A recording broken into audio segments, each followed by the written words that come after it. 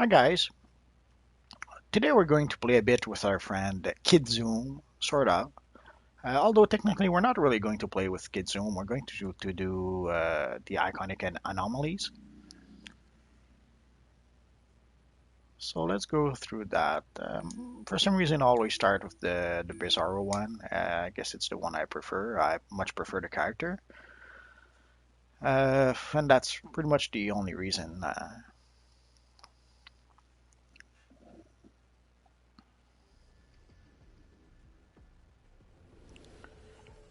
So our friend Luthor will turn us into Bizarro.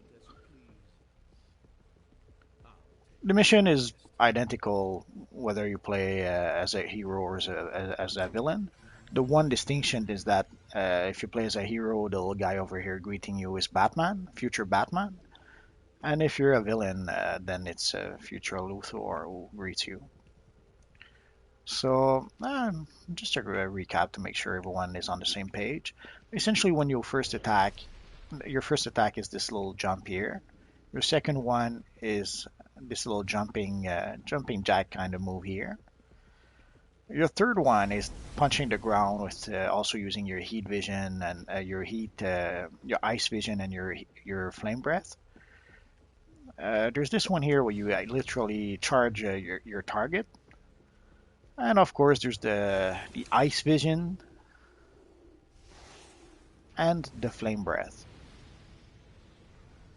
So these are going to be our powers for today. So let's wait a bit for the power to come back. And let's get this party started. I won't really worry about the feats. I think I already have the feats anyway with this character. But at some point I'll probably do another run to try and show the various feats and how to get them. But before trying to do the feats, most players should just try to do the mission. And once you get familiar with the mission, then maybe start worrying about the feat.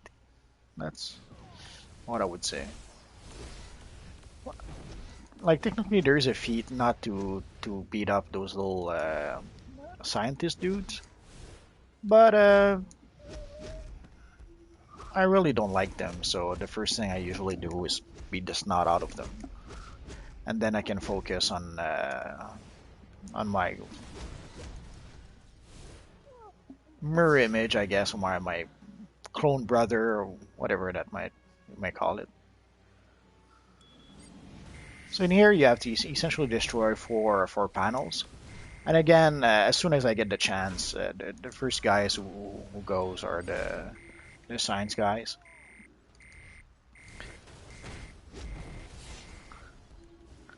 Like as you can see, they're pretty much spamming my character with their little laser thingy. And there is a feat like where you're not supposed to kill them, but sometimes normally when you destroy all four consoles, they should leave the room, but sometimes they don't. They seem determined not to. Like sometimes the four consoles are destroyed and you're trying to fight the little security commander, and holy crap, the scientists keep on spamming you and spamming you and spamming you, and they just don't want to leave the room.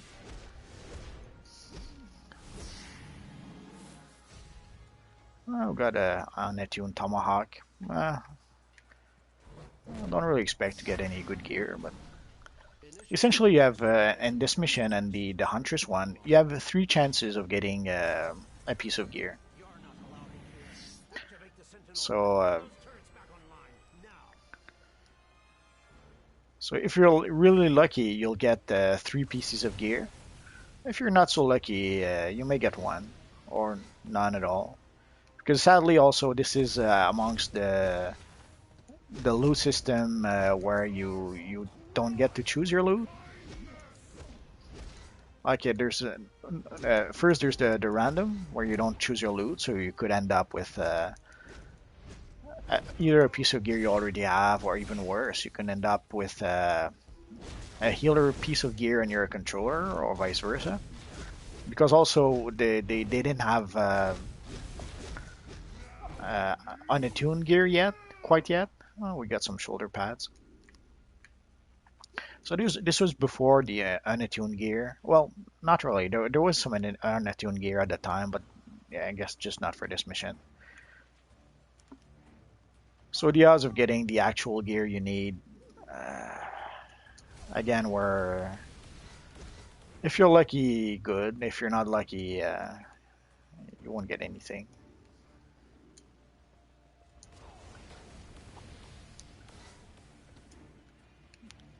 When I first started doing this mission, I would clear out everything. It'll make more sense in a few seconds.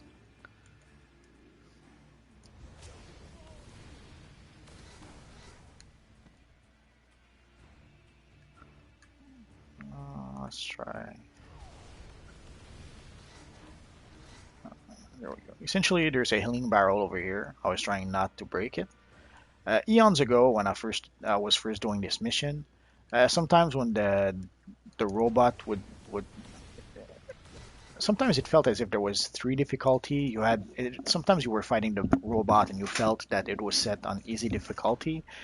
Some other times you would fight it and it felt as if it was set on medium difficulty. And sometimes, holy crap, it's as if there was a third higher difficulty where it was like at the holy crap level of difficulty. And you, oh, wrong button. And it was you would go berserk and beat the snot out of you. So when that happened, what I would do is that if I saw that I was in trouble, I would just run away and go grab that barrel and get some extra health.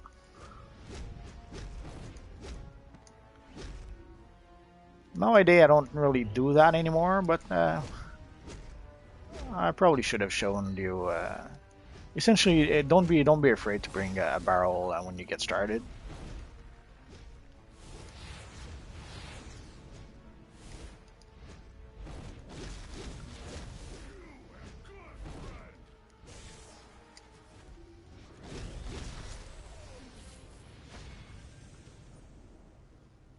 And there we go. So we got a weekly box and a staff. So let's see. So essentially, we had three chances of possibly getting some gear, some good gear. Did we get it? Let's see. So we got a tomahawk, which is useless to us. Let's collect it for the style. We got some tank shoulders, as I was mentioning. Odds are you do get gear that could possibly be good. 83. Oh, no, it wouldn't be good anyway. But anyway, so you do get gear, but it's not your role at all. So you're like, man. And then the staff again, not even remotely the weapon I'm using. So it's okay. So let's see what's in the box. Uh, got a plan. Why not? I do collect the plans anyways, but at this point, they're pretty much useless. Essentially, once you have a character that has access to tier 7 plans, you'll never make a tier 5 plan ever again. No point in doing that. So let's see. So we're going to sell our little friend Tomahawk. We're going to sell all of this, and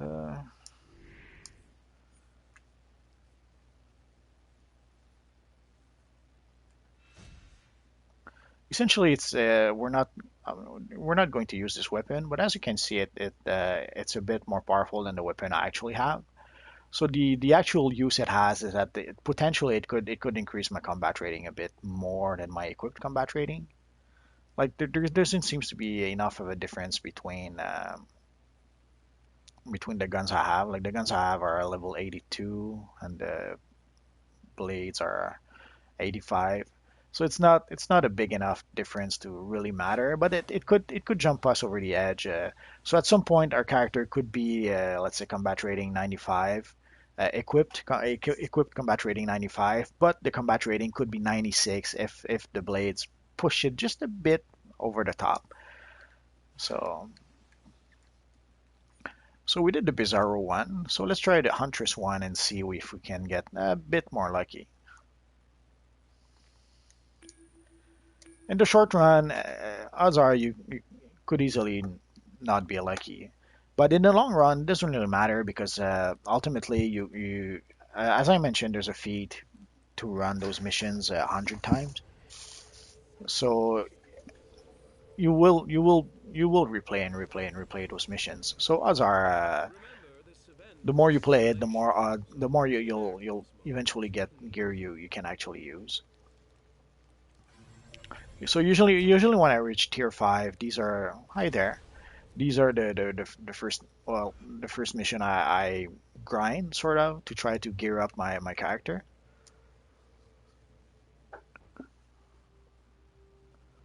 So once I reach combat rating 80, then I repeat and I repeat and I repeat those two missions until I can push my combat rating to 84, 83, 84. I think it's 84. I never recall. And so that I can do the missions in the Gotham Wasteland and even the duos. I hope she does. Get some revenge for the guy she went. I must find a way to Santo without raising any alarms. For the tier 5 alerts, I may decide to. For the tier 5 alerts, I may decide to be a bit more geared before I try them. The reason is that you never know what kind of group you'll have. So if you're under geared, it's quite difficult to try and carry the group. But if you're a bit over geared, then it makes it easier to carry the group if you end up in a not so great group. And also the part in Central City in the Tier 5 alerts, it's a bit of a headache. So you it's best to be a bit over geared for that one. People go in every directions, and you end up very often by yourself because everyone else is doing their own thing. Usually in the past, I used to switch to dual pistols. Oh yeah, I should have made a small recap. Anyways, essentially, as you saw, you start by using martial arts by default at first, but then you can switch to dual pistols if you want.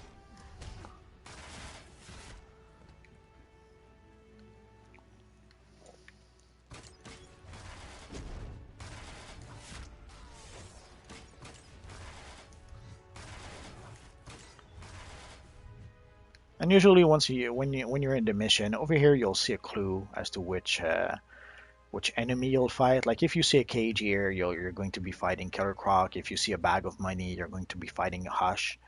If you see a canister like this, then you're going to be fighting Scarecrow. So we'll switch back to martial arts just because. So in the past, I usually would start with dual pistols until I reach what's his name, Johnny something.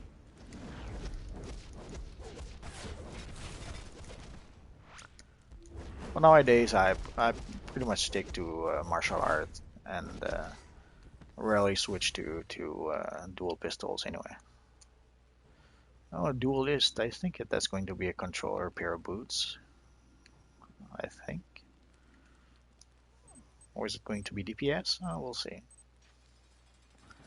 So in the past, I would grab this little barrel and bring it with me.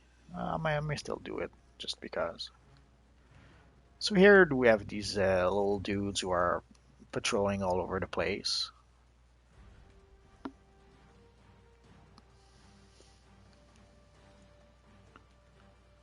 So let's wait for the little guy to get back and there we go. So essentially, we're going to wait for him to go further down to our left. That should be good enough. And we're going to activate this little thing here. This little thing here. And if we're lucky, we could be able to, yeah, let's go activate the third one. I know it seems simple, but it took me quite a while to figure out the pattern to be able to do it this easily. And at first, I would try to sneak past all of those without activating anything until I realized, oh, I have to activate all three consoles. Or even worse, the first time I went in here and I saw there was a feat to avoid all the enemies, I would try to do that at the very start of the mission. Like Essentially, as soon as I would start, I would try to climb on the wall and walk on the walls or the ceiling and try to avoid the guys downstairs and until I realized that okay, once you reach the little guy who's usually over here, you have no choice but to fight him. So, but at first I was trying to sneak past everyone until I realized that oh, okay, this is the only part of the room where the sneaky part matters. Oh well.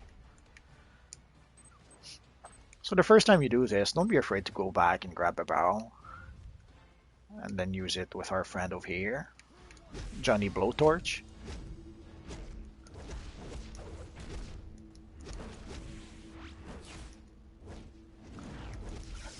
So Johnny Blowtorch will try to snare you, and then he will try to activate some fire thingy that will like essentially beneath those grates. There, if Johnny manages to activate this console over here, it will activate some fire underneath the grate that will essentially burn you, and you don't want that to happen. So you have to stop Johnny from activating the console.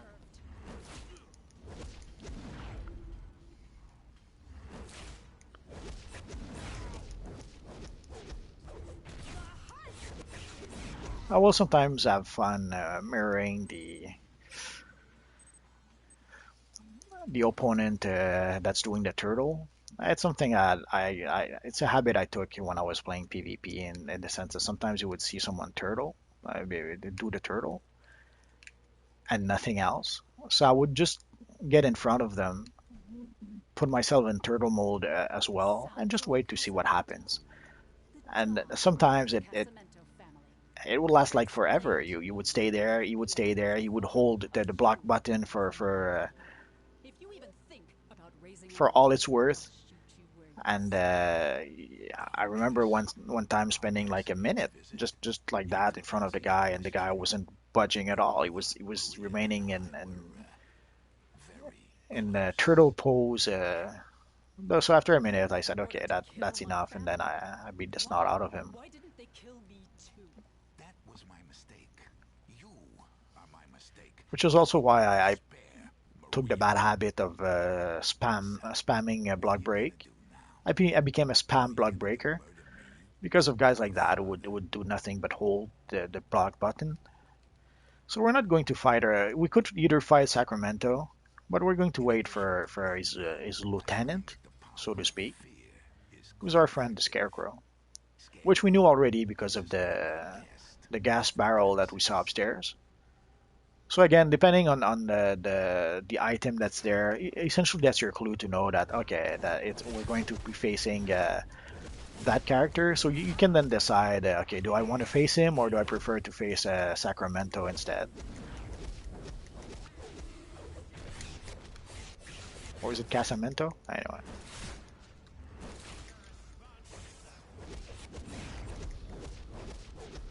This is where we run.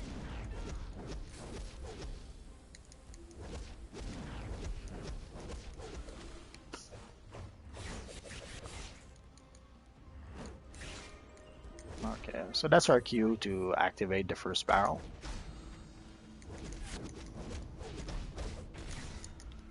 So essentially, when he douses you with some of his gas the first time, well, every time it activates the statues.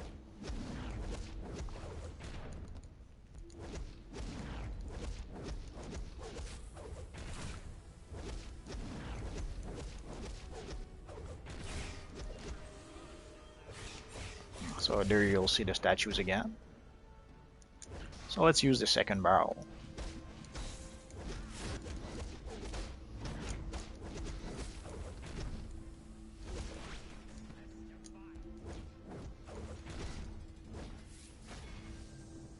And there we go.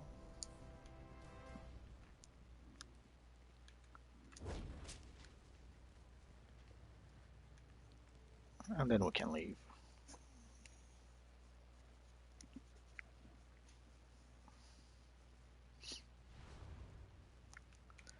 And let's see what we got. We got some boots, no good. Some back.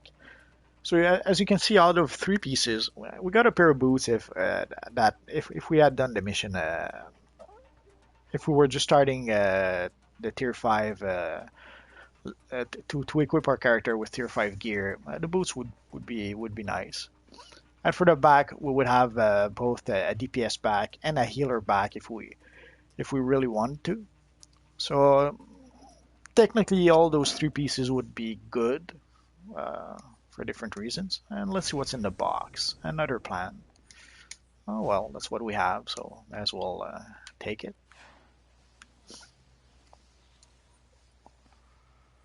So we're going to repair, we're going to sell, and possibly do another mission. Essentially, what I was hoping to do was to at least get one more mark for our boost. We're still missing one mark, so we'll have no choice but to go to the wasteland without our boost, which will be okay.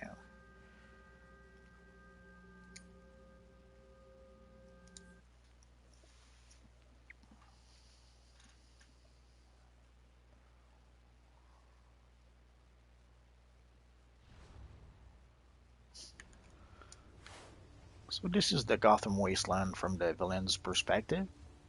So I have your friends like Gentleman Ghost, Cheetah, and Brother Blood. Envy's cult has amassed scores of citizens. And there's also Giganta, but I already have her mission, so you can't take the Giganta mission until you complete it, which is essentially defeating Raven. And of course you have the vendors as usual. And this is the style vendor, I will become the next Brother Blood. Wait, which sadly I'll tell him I said that. probably never buy. So by default, essentially the order in which I take the missions, I take them pretty much in the order they are. You take Gentleman Ghost, Cheetah, and then you finish with Brother Blood. And as you finish with Brother Blood, it essentially gives you the mission that's just north of where you are. So that's usually where I get started.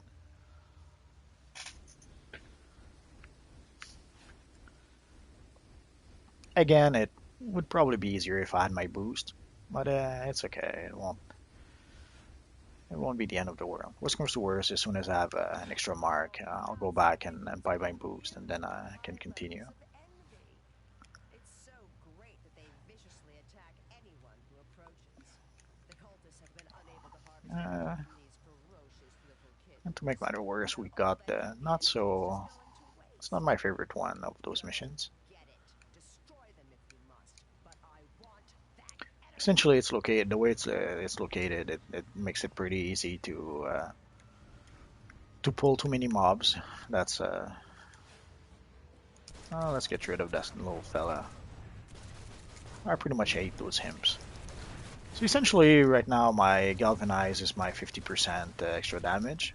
So that's usually what I get started with. Oh yeah, I should probably switch to DPS. Come to think of it.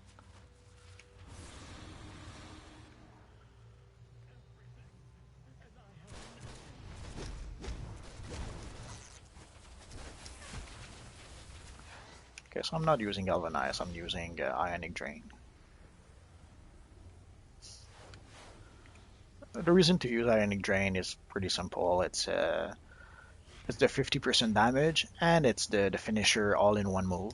So you can start it by to start your 50% extra damage, and then when you want to finish your target, it's your finishing move as well. So it's a fairly versatile.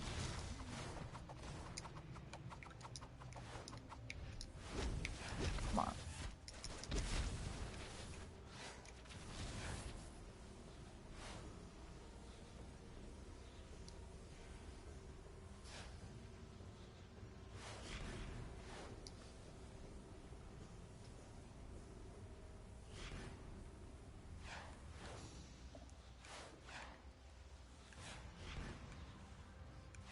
Well, also the name escapes me right now. Like this is pretty much this is my damage over time. So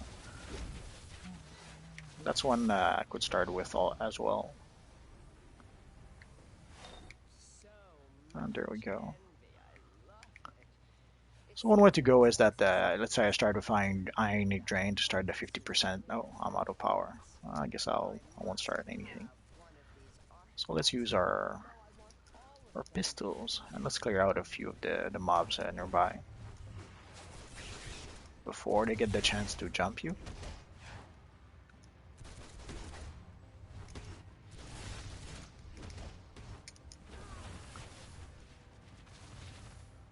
Okay. And then let's go after our little friend here. Essentially, as soon as you attack him, his friends appear a bit further down. But I guess I was lucky. I only attracted him somehow, which I won't complain about. And then let's finish with the finisher, and then let's go with.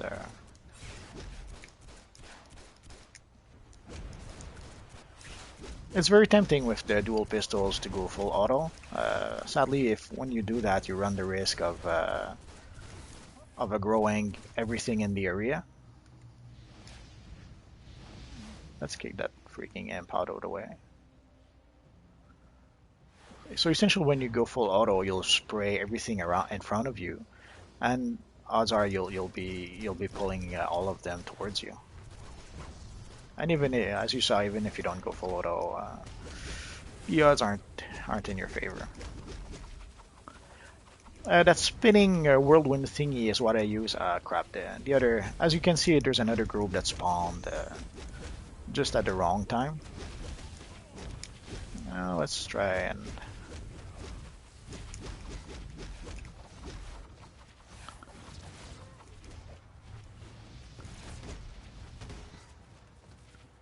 There we go.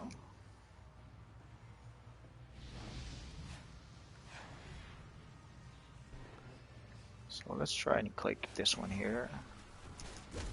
This is the last one we need anyway, so if we're lucky, we'll be able to get it without too much trouble.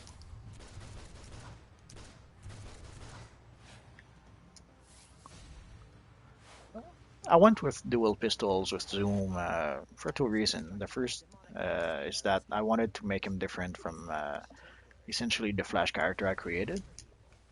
Capture one of these beasts And also, in the Flash TV show, ripping their precious there's a few scenes in the first season where Professor Wells actually carries a gun on him, and it seems like he seems like he's using guns a bit, at least a bit. Although we never actually see him use it, but we see him a few times pull it with what seems like the intent of using it. I blocked a quarter of a second too late. So anyway, so seeing Wells with pistols made me think that hey, let's give dual pistols to our friend Sue, so that it'll be a bit different than the Flash. Would not have been a big deal to have like an exact copy of the same character on the villain and on the hero side, but also if you notice the tornado spinning thingy that I use, it's also good for when I get thrown on the. It helps me. It's also good to break out, like when I get control or thrown on the ground. I can use it to break out. And also it's I think it's is it the 40-50% damage or I think it's a 50%, but it's been a while. Oh no, I'm being attacked. Oh yeah, it is a 50%. Okay.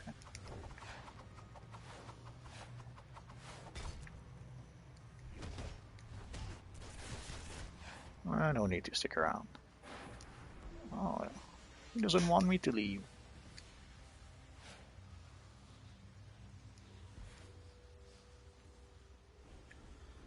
So let's see our friend Cersei and collect our reward. And we're going to be able to pay our rent for the freaking mainframe.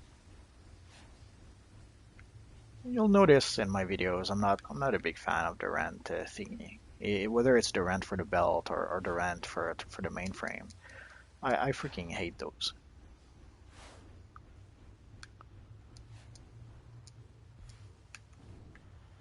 But somehow I decided that we had to have those. So what can you do? So let's talk to our friend Cersei, Get sick when I and think she about gave us a little Queen reward. and her little Aren't we kids lucky? having recovered more envy essence than me. We got some broader gloves. Let's see. Not as good as what we have. And obviously, of course, some tank gloves. I'm not surprised about that. So right now we should have our, yeah, we have our 7 marks of victory. So let's go and buy ourselves a mainframe boost.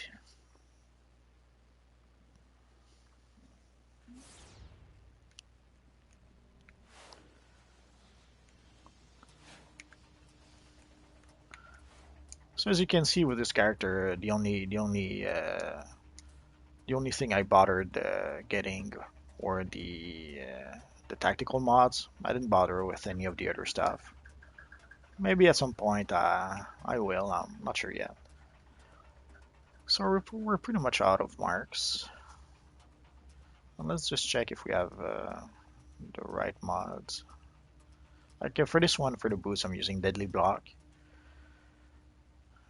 The max damage mod, of course. Probably one of the best mod. Blast Adapter 5, so I can do a bit more damage. The fortified blocking is always one I like, and the breakout protection too, and the penetrating strikes. Like these are pretty much the mods I'll use most of the time, unless I want to create some variations on for one character for some reasons. Uh, if I'm here, might as well repair and sell the junk have.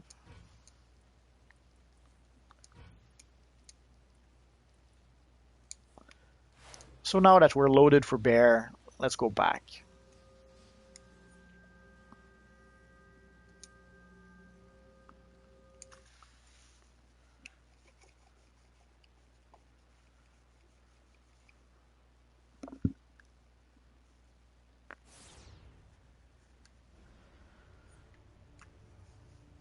So usually when I'm in this area, I'll go by locations, and then you can see the last mission, the Field of Wrath mission. Makes it easier to find all the missions in the Gotham Wasteland as opposed to going through all your quests. And sometimes, especially when you're just starting, you have no idea what the quests are really called. So when you look through all your missions, Last or Combust may not. Sometimes it's kind of obvious, like Fields of Wrath, yeah, that's the Wrath mission. Lost in or Combust, that's the Lost mission. But sometimes the title of the mission is not that self-evident. So going by location makes it a bit easier to find those missions.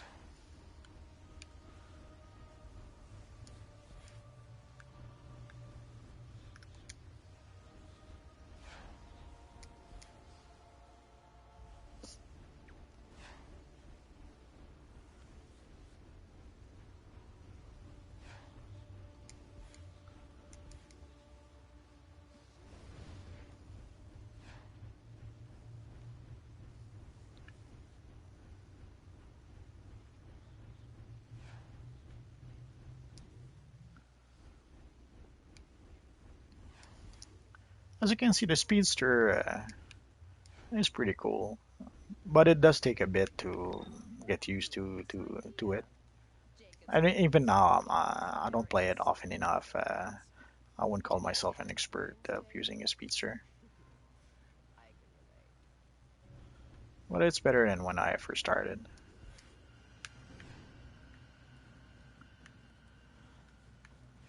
So once you have the max damage mod, you don't have to worry as much about like if what power is your 50% damager and what power is your 40% damager or stuff like that. Essentially, all your powers are 60% damager. So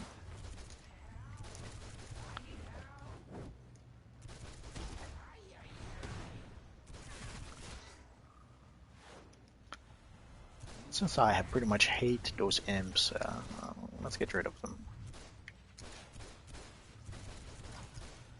The reason why I get rid of them as quickly as possible is that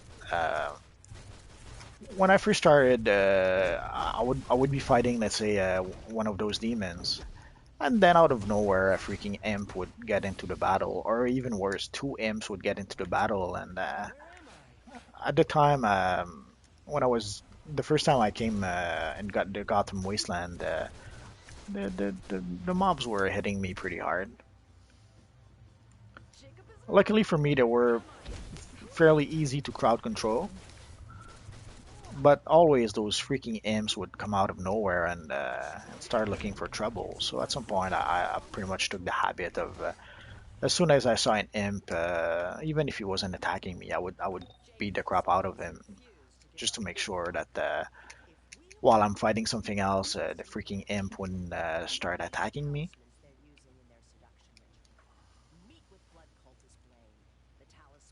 Oh, a wrong one.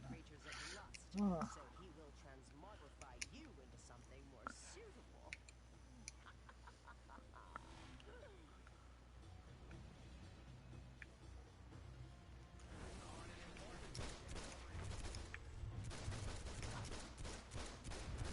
the dual pistols combos are fairly fun to use. As you can see, you have it's one of the weapons where you actually have some mobility as you're using your combos, as opposed to other weapons will be more stationary.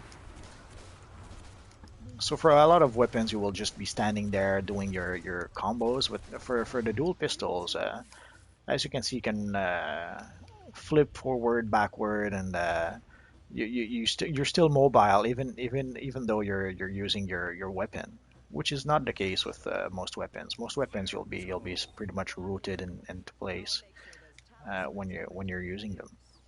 But first, we must eliminate the competition. Confront the Articulus that oversees this little operation.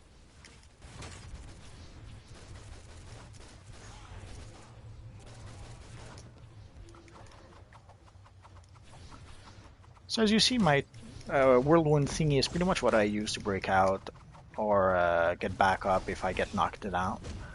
For two reasons. First, somehow I did not buy a breakout trinket yet, so that's why I'm using it. But also, when I use it, when I just if I'm held or knocked down and I use the whirlwind thingy, it gives me power back. Because in some fights, you get knocked back, so knocked down or knocked back so much that it's as if you're spending 90% of the fight breaking out and breaking out and breaking out, and before you know it, you're burned through all your power bar just breaking out. Some fights you get crowd controlled and knocked down so much that it's as if all breaking out is all you do.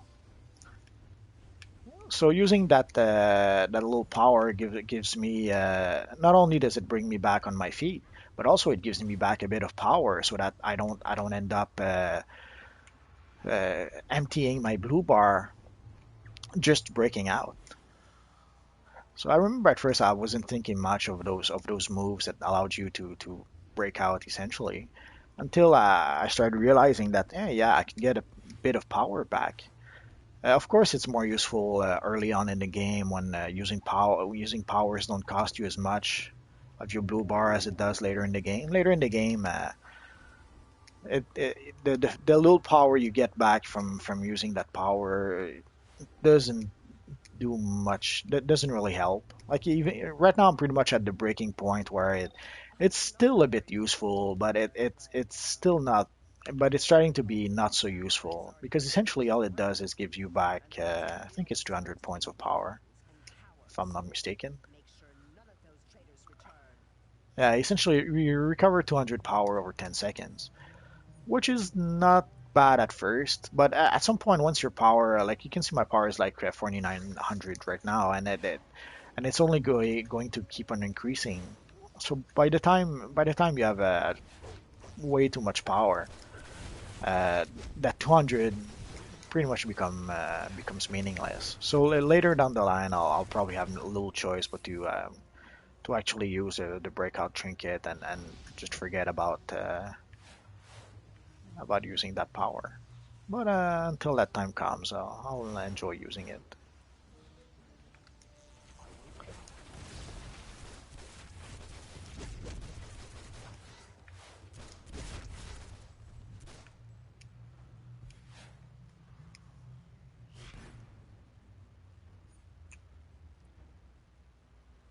I wasn't sure why I have my portable station equipped, but now I realize I don't have any good trinkets. Oh well. And you can see I have a few auras I didn't use yet. The reason is pretty simple. I don't really plan on using those auras with this character, so I'm holding them back for at some point when I do have a character that I feel, oh yeah, this one could use an aura. Then I'll use the auras. The same with the like I have a truckload of the yellow rings or yellow necklaces, If you truly want to impress me, and there's the fun part when you can decide just to go full auto.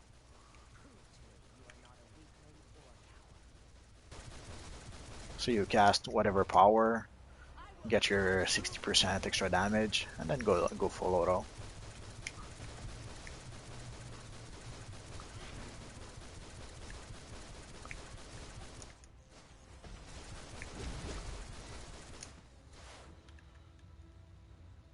And so for the 60% extra damage, essentially I'll start with the name escapes me. Essentially you put up a damaging aura on two target near you. So that's usually what I start with. So essentially it starts my damage over time. And then it also starts my 60% extra damage. And so as you can see, you have plenty of mobility with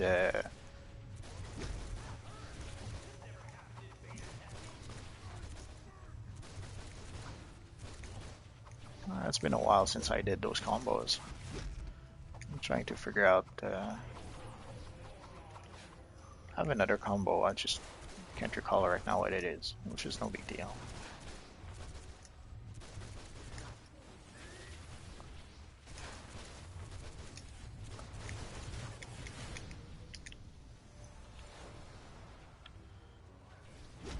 And as you saw, you have to get out of the fire pretty quick because it hurts you a lot.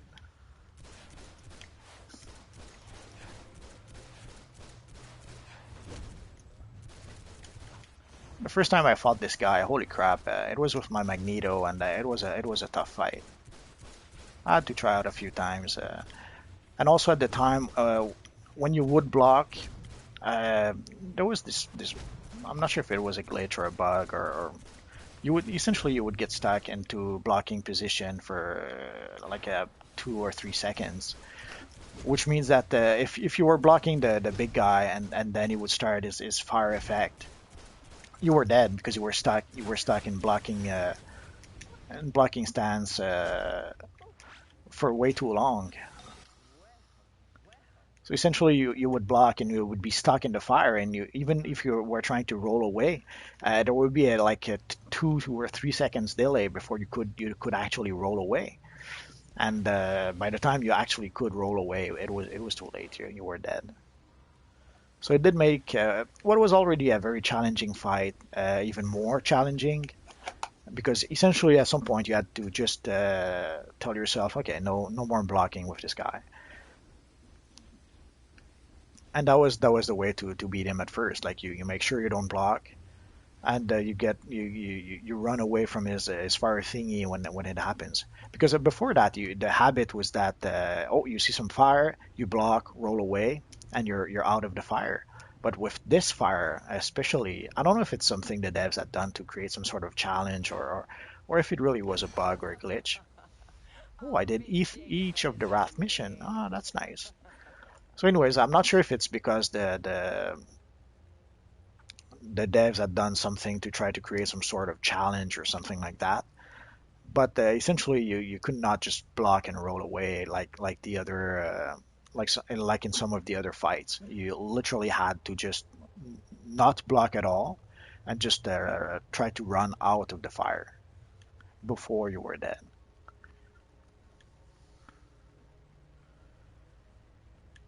So it took a bit of getting used to.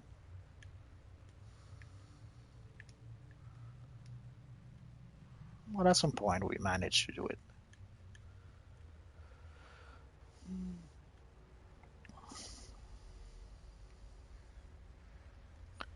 So I think that will be it for our friend Zoom, unless we start doing duos. No, we'll keep the duos for next time.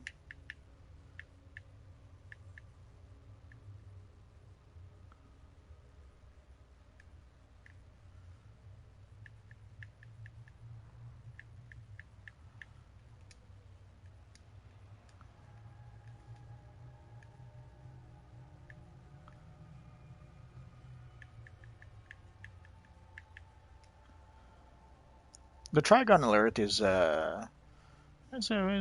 usually a nice one to do. But then again, it always depends on what group you're in. The Inner Sanctum, holy crap, that was is a nightmare. If you do that one in a pickup group, holy crap, uh, it's not that difficult of a mission. But the problem is that at some point you reach a point where you have four consoles to activate at the same time, and if you don't, you can't progress any further unless they made some changes. I avoided that mission like the plague for holy crap about 2 years now. So essentially, when you would get into that mission with other people, well, way too often people didn't seem to know what to do because essentially at some point you have to activate four consoles at the same time. And way too often I would see people not activate the consoles, try to fight the enemies, or and even then I would try things like because I understand that if an enemy is attacking you while you're clicking the console, of course you're not going to be able to do it. But what I would do is that I would say, listen, guys, I will shield you. So when the shield is up, don't worry about the enemies. Click the consoles. But it never failed. You cast your bastion. My shield was bastion at the time, so you cast bastion, you shield everyone, thinking that everyone will then proceed to clicking them consoles, and it never failed. At least one of them would say screw this and would start fighting the robots instead of clicking the console, and essentially we would end up being stuck there.